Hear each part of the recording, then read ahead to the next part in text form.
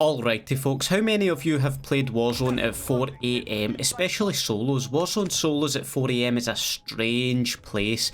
It reminds me of that SpongeBob episode when he gets stranded in rock bottom, and it's just such an odd place filled with weird characters. That's 4 AM Warzone for you, and you'll see what I mean as we watch this game. But where are we right now? Well, at this moment in time I was having a pretty average game. I've got 6 kills, cash to spend on UAVs, and I feel like getting aggressive on any red dots that appear on the map. Why not? I've got a fully kitted AMAX, I feel confident in every gunfight, so let's do it. I decide to push this red dot in a building that is not moving. We whack on the dead silence and this should be easy pickings. Just got to establish what room they're in, and what the I'm dead. I mean, GG's on the gunfight. I absolutely deserve to die there, but for this player to hear me coming with dead silence, they must have been wearing Astro A4000s or something. Are they a bat? Did they detect me in the building by like sonar? What is, I don't know, but like I said, it's 4 AM.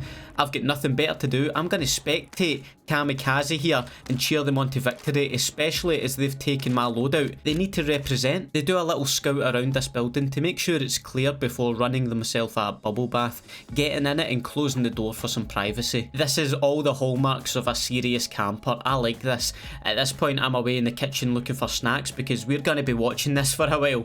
I'm liking what I'm seeing so far, the heartbeat in hand, making sure there's no trespassers sneaking up on them, reading the newspaper articles on the wall because any self-respecting camper's attention span has to be tested at some point. Honestly, if you're camping in Warzone and not deeply analysing the room you're in, spray painting shit or having boredom hallucinations, then you're not a real camper.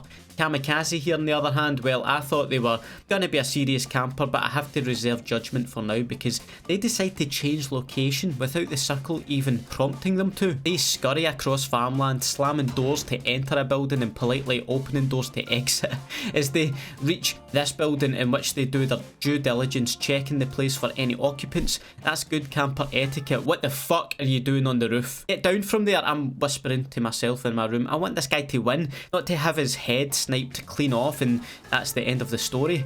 Thankfully though, they come to their senses and return to a more familiar building on the edge of farmland. The exact same model of building in fact as their original campsite, but which room to camp in? Well, they considered this cupboard, but it clearly wasn't right for them. They thought about being perched in the corner behind the front door.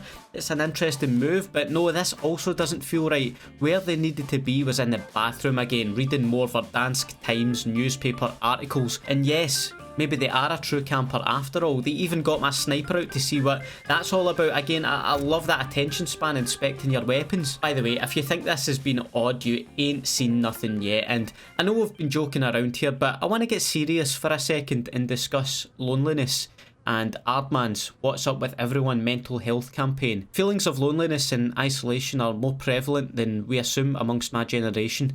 Despite living in a connected world with instant communication at our fingertips, many of us still feel alone. And when social places start to open up again as lockdown eases, we may not be literally alone anymore, but we still feel it. I know I've felt like that even in non-pandemic times. I'm out with friends at the pub, everyone's laughing, having a good time with each other, but inside my head I can't help but think, would they even notice if I wasn't here? Do they even consider me a friend? Loneliness and isolation aren't just nouns, they're also a state of mind. It's unhealthy to feel like this. It affects your confidence, your ability to connect with people, which can lead to becoming depressed. It's so important that we reach out not only to family and friends when we're feeling this way, but also to professionals who can help. And I'm going to kindly ask that you watch this short animation on the subject of loneliness and check out the link in the description for more information on the What's Up With Everyone campaign. Sometimes I feel pretty lonely. When I go out, I just wish I was back home, in my room, gaming. Then everything becomes harder, like I've skipped a tutorial on how to be a person. And now I'm just pushing random buttons, and it's not working, which makes it worse. Then I remember, I'm not alone.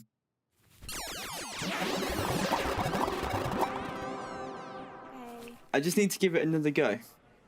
And who knows, maybe they know that feeling too.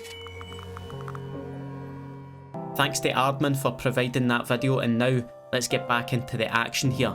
And I do mean action, because things are starting to get exciting now, trust me. A player appears on the heartbeat and I'm surprised at the decision Kamikaze makes here to slowly open the door and investigate, and also use my sniper like it's a telescope. But what does he find?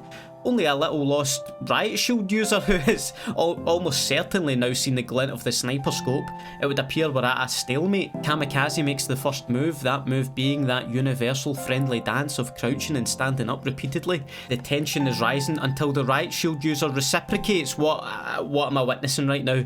Still doing the friendly dance, Kamikaze approaches the riot shield user, even firing some shots away from him to prove his friendliness and that he won't engage in a fight, and the riot shield user responds by offering a plate of friendship.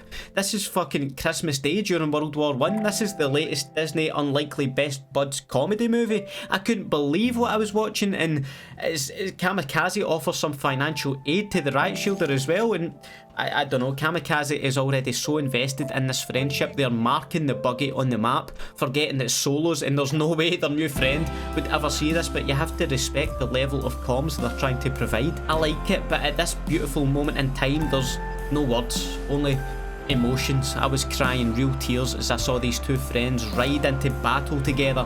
It's a glorious sight until they come across the first enemy they've faced together, a sniper in the distance. Surely Kamikaze will engage with the sniper whilst the riot shielder provides cover in front of the...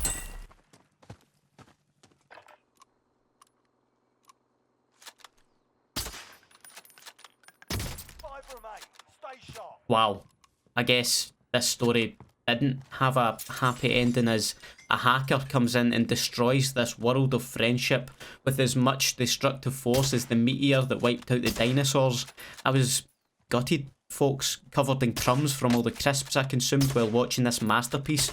It was a sad ending to what was otherwise an amazing story told in 4am Solo's Warzone. If you're new here, please do hit the subscribe button and the notification bell to join the notification squad, like the two legends on your screen have done. Have a nice day, and I'll see you in the next video. Bye.